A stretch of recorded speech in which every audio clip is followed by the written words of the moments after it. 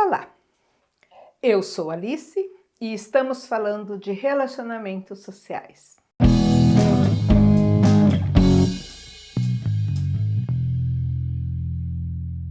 Esse período aí da Covid-19, do isolamento social, está trazendo para a gente muitas reflexões. Primeiro, que nós colhemos o que plantamos enquanto humanidade. A gente tem aí, né, uma política estabelecida de consumismo, de produção, de industrialização, e com isso a gente está degradando o nosso planeta, os recursos, né? E essa parada, essa paralisação mundial está trazendo para a gente, né, a comprovação disso. Se a gente vê que o ar poluído na maioria das cidades está diminuindo bastante, está se tornando um ar mais respirável, com mais qualidade, por falta dos carros na rua, por falta das pessoas. Os canais de Veneza, por exemplo, né, extremamente poluídos, com a paralisação da cidade, a água já está cristalina, já estão descobrindo até alguns peixes na água, e tantas outras manifestações no mundo todo, no planeta, né, estão mostrando para a gente que o nosso modelo de vida, né, está comprometendo a continuidade. Eu lembro muito daqueles filmes de apocalipse, de fim de mundo, né?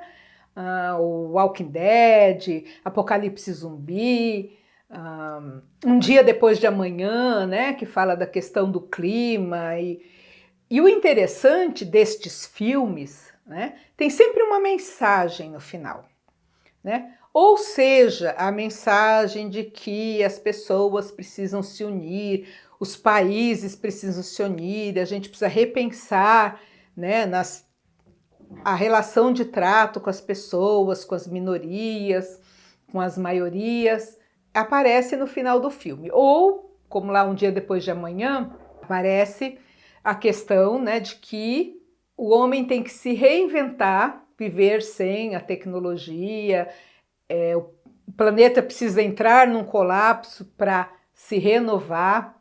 Tem um outro também que eu assisti esses dias, lá do Viagem ao Centro da Terra, em que o planeta paralisa lá o eixo da Terra e aí começa a ter problema com as marés, com o clima e tal. E aí um grupo de cientistas tem que ir até lá numa navezinha para dar um choque, né, um impacto naquele mecanismo para o planeta voltar a girar e aí conseguir continuar com a permanência da humanidade. E assim tanto outros, né? Viagem para Marte, viagem para a Lua, colonização. Nós estamos num momento em que a realidade está muito próxima da ficção e está se misturando com tudo, né? Então é um momento da gente pensar de como a gente está lidando com as questões não só ambientais, mas com as nossas relações também. Esse período de isolamento social está trazendo para a gente um sentimento, para muitas pessoas, um sentimento de valorização das pessoas, do tempo que a gente passa e que às vezes a gente não percebe. Eu, por exemplo, aqui em casa, eu tenho o meu filho que mora com a gente, comigo e com meu marido, tem a minha filha que mora próxima, tem o marido e a netinha que vêm ou vinham, né? Que agora estamos em isolamento, mas eles vinham todos os finais de semana, então a gente tem saudade, mas a gente vê todo final de semana, a gente passa um tempo junto, acompanha o crescimento da neta, e agora estamos fazendo isso via redes sociais, né? E eu tenho a filha que mora lá na Alemanha, que é casada, que está longe, que a gente só se vê cada 2 anos, né? Mas mesmo com muita saudade, a gente sabe que tem o planejamento de daí 2 anos se ver. E o momento que a gente está vivendo agora, a gente não tem mais nem essas certezas de daqui 2 anos, daqui 1 ano, né, aí as Olimpíadas, os jogos de futebol, os campeonatos, a gente não sabe o que vai acontecer. E esse não saber faz com que a gente tenha mais saudade das pessoas, que a gente valorize mais o tempo que a gente está junto, que a gente não tenha certeza se a gente vai ver de novo, que a gente fique aqui na torcida, que não pegue essa doença, que a pessoa não morra por essa doença, alguém que a gente conhece. Então está fazendo a gente rever uma série de coisas que a gente não para pensar a respeito. A gente está vendo aí a situação da população em situação de rua. Eu sempre disse que muitas pessoas se acomodam na rua porque ali elas conseguem ter o seu alimento, a sua rotina. Tem sempre alguém que dá uma roupa, tem sempre alguém que dá uma comida, que dá alguma coisa, que se preocupa, que dá um cobertor. Nesse momento, não tem. As pessoas estão dentro de casa, na sua maioria. Então, aquelas associações, aqueles grupos, aquelas organizações que iam lá da comida, que iam lá da roupa, não estão indo. As pessoas, mesmo os serviços da assistência social e da saúde que fazem abordagem com essas pessoas, estão em situação de emergência, estão atendendo às emergências e não tem para onde ir. Se antes os serviços de abordagem da assistência social não tinham já para onde levar as pessoas, uma região como a Sé tinham lá, um CEAS tinha 10 vagas para almoço e atende 100 pessoas, 500 pessoas, 1000 pessoas no dia com 10 vagas. Tinham lá 5 vagas no centro de acolhida, mas atendeu naquele dia 200, 300, 400 pessoas, tem que escolher 5 para levar para o centro de acolhida.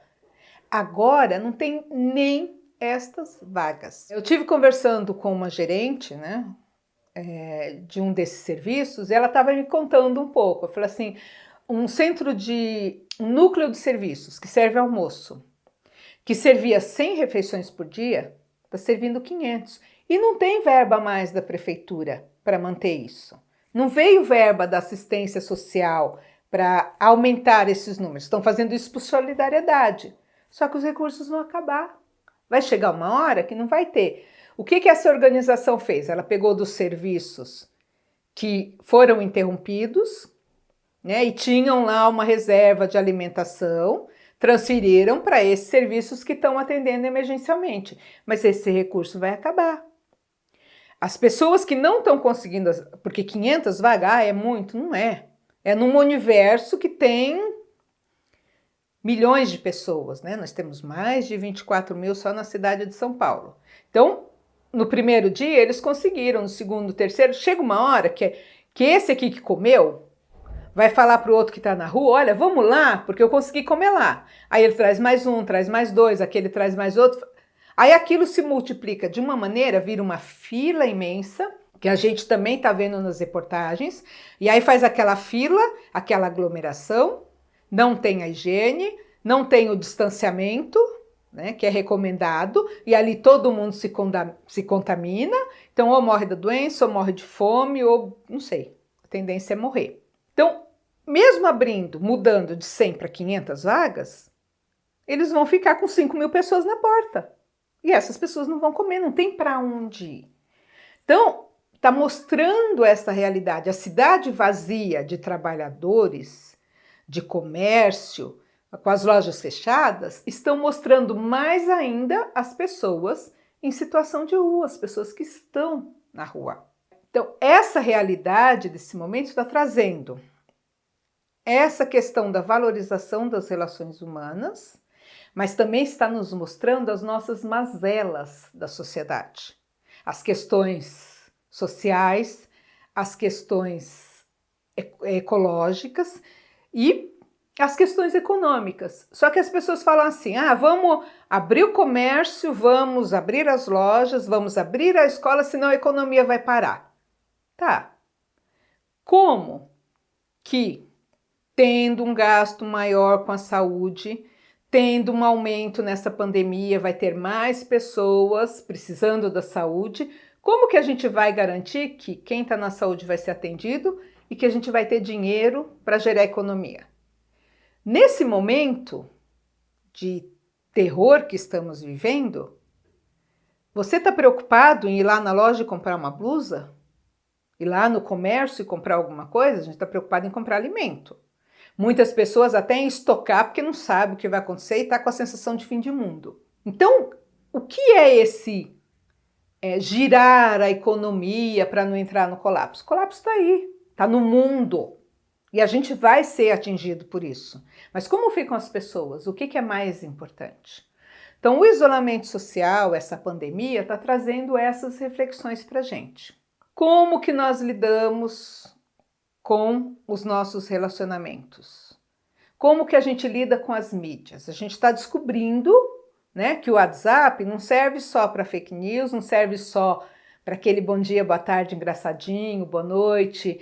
Ele serve para a gente se comunicar, ele serve para matar a saudade, ele serve para a gente perguntar para o outro como é que você está, que às vezes a gente não pergunta, às vezes a gente recebe no WhatsApp 500 mensagens de bom dia, aqueles copiar, colar ou compartilhar, compartilhar, encaminhado, encaminhado, encaminhado, mas ninguém para assim e pergunta, fulano, como você está? O que está acontecendo na sua vida? E se a gente perguntar e a pessoa responder, na maioria das vezes a gente não tem paciência para ler aquilo. Eu tenho tantas outras coisas para fazer na minha vida, né? E vou me preocupar. E a gente precisa melhorar essa nossa comunicação. Estando em casa, nós estamos percebendo também que dá para trabalhar em casa em muitas funções, não precisaria aquele deslocamento todo, né, de trânsito, de transporte público, as pessoas poderiam trabalhar em casa, a gente precisaria repensar este modelo, né, que dá para fazer muitas coisas, dá para facilitar a vida, se a gente mudar o nosso modelo de industrialização, de consumismo. A gente também está descobrindo que dá para passar sem determinadas coisas e que outras fazem muita falta. O contato social, o convívio, o abraço faz muita falta. E às vezes a gente não dá valor para isso, o devido valor para isso. A situação das pessoas em situação de rua é um assunto muito complexo. Ela vem como consequência do capitalismo, do consumismo, do modelo de industrialização e principalmente da falta de políticas públicas voltadas para estas pessoas. Como que a pessoa vai sobreviver dentro da sociedade sem emprego, sem moradia, sem um suporte? Como que a gente vai crescer na nossa sociedade sem uma educação valorizada, sem uma preocupação com a saúde, com sistemas de saúde? Campanha de vacinação para idosos, beleza, o Brasil é até modelo em termos de campanha de vacinação. Só que a gente está falhando em alguma coisa que a nova geração não está tomando vacinas e aí estão aparecendo casos de sarampo que já estavam erradicados. A gente faz campanha de vacinação da gripe para os idosos, né, para os mais vulneráveis, mas não tem uma efetividade na distribuição, e aí falta vacina em quase todos os postos locais de vacinação. A política pública, ela não é devidamente pensada. O negócio vai funcionando assim, conforme a necessidade no dia a dia, e vai causando essas mazelas sociais. Então, se a gente não tiver um programa de moradia, as pessoas vão morar, construir, fazer seus barracos na beira de córrego, nos morros. Aí vem a chuva, tem os alagamentos, tem os desmoronamentos, tem as mortes. Quando começaram a fazer a retirada dos dejetos para a mineração lá em Minas, assim, o que a gente vai fazer com isso? Vamos fazer uma plataforma, a gente coloca ali, aí faz um degrau, faz o outro, vai pondo. E aí foi se seguindo esse modelo por muitos anos. Funciona, resolveu o problema. Não se pensa, antes da tragédia, que um dia isso vai dar ruim. Então eu preciso pensar o que eu vou fazer com isso. A gente precisou produzir muita garrafa, PET, muito plástico, muito vidro, não reaproveitar, ver os rios contaminados, cheios, né, a degradação, para começar a pensar em reciclagem. E mesmo assim, a gente não pensa seriamente em reciclagem. Quantos postos de coleta de material reciclável existem de fato? Quantas cooperativas? Sabe que cooperativa de material reciclável muitas vezes salva a pessoa que está em situação de rua. Aquele trabalho dela, dos catadores, de quem está dentro da cooperativa, faz com que ela tenha renda para a família, que ela consiga morar, que ela consiga se alimentar, que ela consiga não estar na rua. mas a gente não tem uma política séria em relação a isso, né? Eu lembro na minha infância que a gente usava garrafa de vidro de refrigerante e era retornável. Você economizava, você ia lá, você usava a garrafa, dava uma lavada nela, voltava para poder comprar outros, trocava uma garrafa pela outra. Aí acharam que dava muito trabalho fazer isso. Você tem que armazenar a garrafa em casa, aí você tem que levar lá, e você esquece, você tem que pagar o valor da garrafa. Ah, vamos fazer descartável, porque aí usa e joga fora. É a nossa sociedade assim, usa e joga fora, né? Vamos descartar que é mais fácil. Só que esse mais fácil vai parar lá dentro da boca do estômago da baleia, no oceano, vai parar na beira dos rios, vai entupir os bueiros, vai entupir os rios que vão transbordar, vai trazer consequência. Aí depois que a coisa já está bem crítica, alguém começa a pensar, mas aí depois que já está crítico, como implantar em grande quantidade? Às vezes precisa do fim do mundo para começar tudo de novo, né? Porque fica muito difícil mudar os hábitos que já estão há tanto tempo. Fralda descartável. Quando os meus filhos nasceram, fralda de pano ainda, dá trabalho, dá. Lavar a fralda de cocô é horrível. Você tirar o cocô, você botar de molho, aí fica aquele cheiro forte, você manusear aquilo, é ruim, mas é bom para o planeta. Lavou, secou, usou de novo, né? Não, mas vamos usar fralda descartável, porque a fralda descartável é mais prática, usou e joga fora. E aí, quanto tempo isso leva para se desfazer no ambiente, no planeta? Quanto tempo leva uma fralda descartável? Eu não sei dizer agora, vou ter que pesquisar, mas é muito tempo, porque a gente não quer manusear. Antigamente, a gente comprava uma roupa não era um artigo tão barato quanto é hoje, e a gente dava um valor muito grande, então a gente costurava os buraquinhos, reformava, usava até não poder mais. E às vezes, depois de usar até não poder mais, aquela peça ainda virava pano de chão. Então você usava até mesmo, até rasgar e ter que jogar no lixo, né? Aí roupa ficou mais barato, aí você vai, não gostei dessa, jogo fora, dou, deixo pra lá, vou. A gente tem muito mais roupa do que o que a gente precisa nos nossos armários. É o consumismo. Barato, vamos lá. A gente não tem a quantidade de sapato que a gente precisa, a gente tem mais, a gente não tem a quantidade de roupa, tem mais, porque está mais fácil. E aí vem o extremo, tem aquele que não tem nada. Quem está na rua normalmente usa roupa até não ter mais condições, ganhar outra, poder trocar, aí joga aquela fora e pega outra e usa outra. É assim que funciona. Mas não deveria ser. A geração atual não sabe pregar um botão, trocar um zíper, quebrou o zíper, joga fora. Vamos comprar outra, mais fácil. Só que esse jogar fora, onde vai parar essa peça de roupa? Qual vai ser a utilidade dela? Vai entupir o bueiro? Vai ser jogada de qualquer jeito? Vai estar lá no lixão? Então essa pandemia, a situação que a gente está vivendo de quase fim de mundo, né, desses filmes de fim de mundo, de tragédia, de grandes tragédias, ela veio também para a gente repensar os nossos conceitos, a nossa realidade, o que estamos fazendo com o nosso planeta, o que estamos fazendo com os nossos relacionamentos, o que estamos fazendo em relação às outras pessoas e o que nós vamos deixar para o futuro, para a sociedade. Porque normalmente também a gente pensa no eu, no hoje. A gente está sendo convidado nessa pandemia a pensar nos idosos, como grupo de risco, né? E as pessoas que têm doenças pré-existentes. Mas vamos pensar. Primeiro nós vamos chegar lá, nós vamos ser idosos, temos idosos em nossas famílias e vale a pena descartar estas pessoas nesse momento?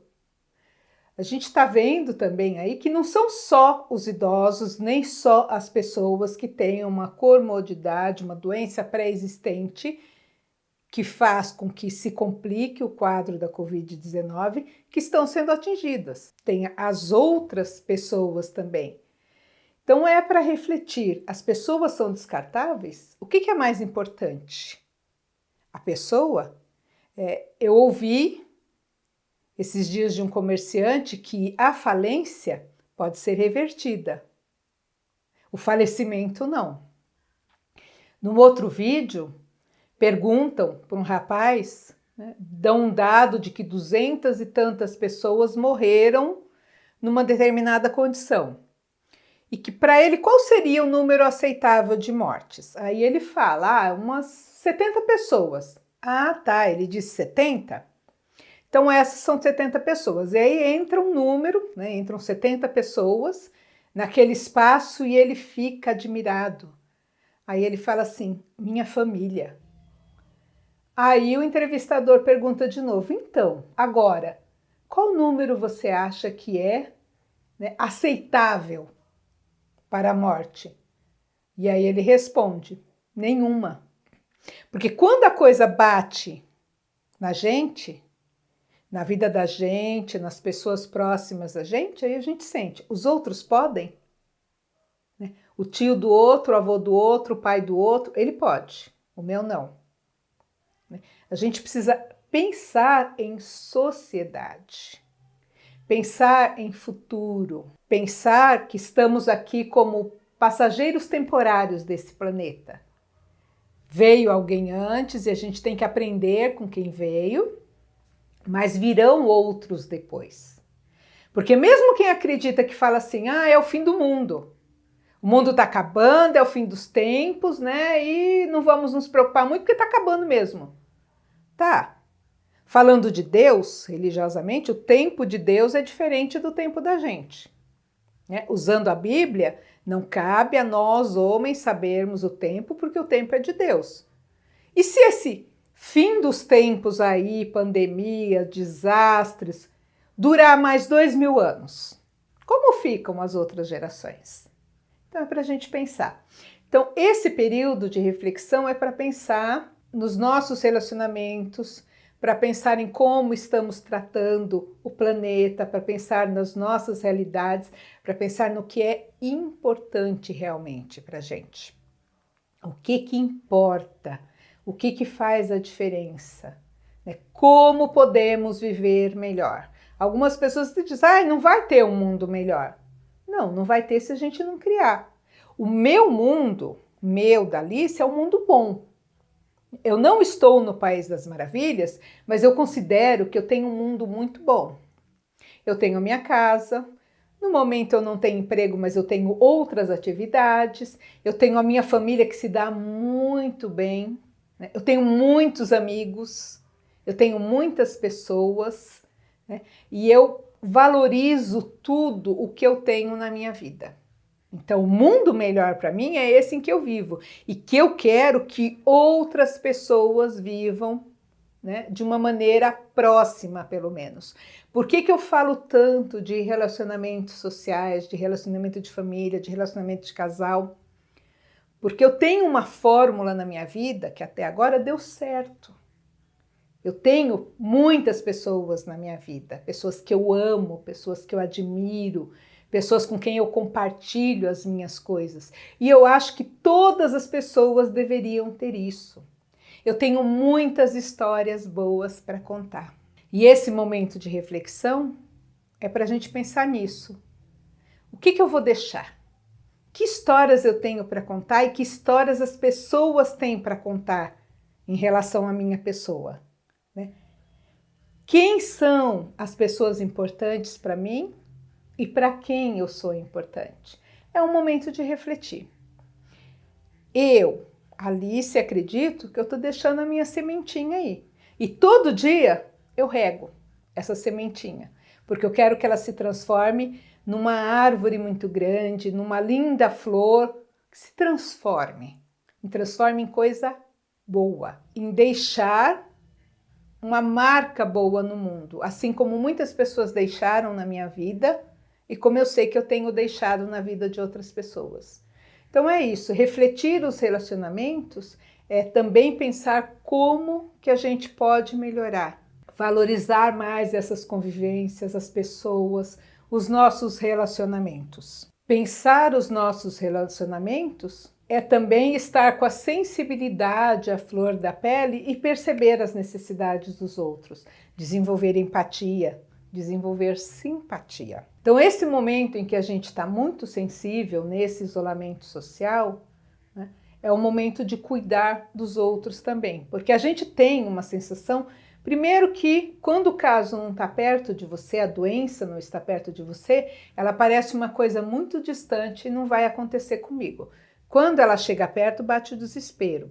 Nessa situação que a gente está meio de fechamento, de não ver tanto as outras pessoas, de não sair, de se podar em muitas coisas e de ouvir tanta notícia triste nas mídias, a gente fica com a sensibilidade à flor da pele querendo que isso acabe a qualquer momento. Então, qualquer um que acenar com uma bandeirinha verde, dizendo assim, pronto, pode sair, a gente corre o risco de acreditar, mas cuidado. Esteja atento, repense e pense no que é melhor para todos. E aí, juntos, com solidariedade, com sensibilidade, nós vamos sair dessa. Então, reflita, aproveite este momento de parada, né, para refletir o que é importante na sua vida. Por hoje é isso, eu sou Alice e estamos falando de relacionamentos sociais. Até a próxima!